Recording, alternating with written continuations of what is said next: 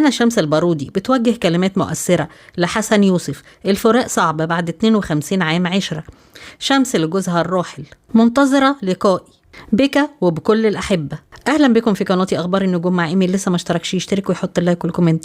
أختكم محتاجة دعمكم، حابة أشكركم على دعمكم لقناتي، يا رب يديمكم نعمة ورزق في حياتي، وبتمنى منكم مزيد من الدعم. دعت الفنانة المعتزلة شمس البارودي لزوجها الفنان الراحل حسن يوسف، والذي وافته المنية يوم الثلاثاء الماضي 29 أكتوبر عن عمر يناهز 90 عام.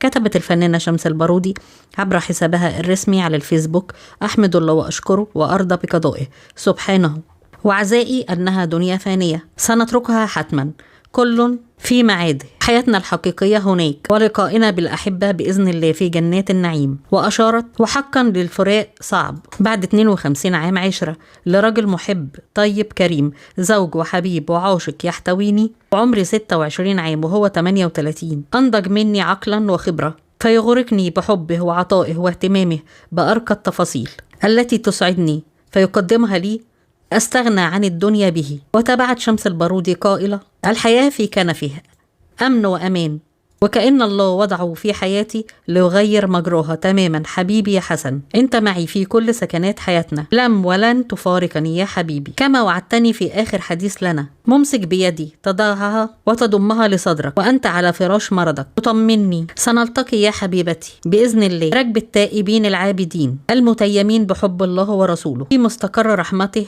وبصدقك. واختتمت شمس البارودي قائلة: لم تخلف معي وعدا أبدا، أحيا منتظرة لقائي بك وبكل الأحبة في مستقر رحمة الله وكرمه سبحانه. في فراقك ليس وداع يا حبيبي، بل وعد بلقاء المحب لحبيبه، حمدا لله. بهذه الكلمات الرقيقة نعت الفنانة شمس البارودي زوجها وحبيب عمرها وأبو أولادها الفنان الكبير حسن يوسف على أمل بلقائه وبلقاء الأحبة، ووعد بلقاء المحب لحبيبه. ربنا يرحم الفنان الكبير حسن يوسف ويتغمده بكامل الرحمة والمغفرة، ويلهم أهله وزاويه الصبر والسلوان، وزوجته الحاجة شمس البارودي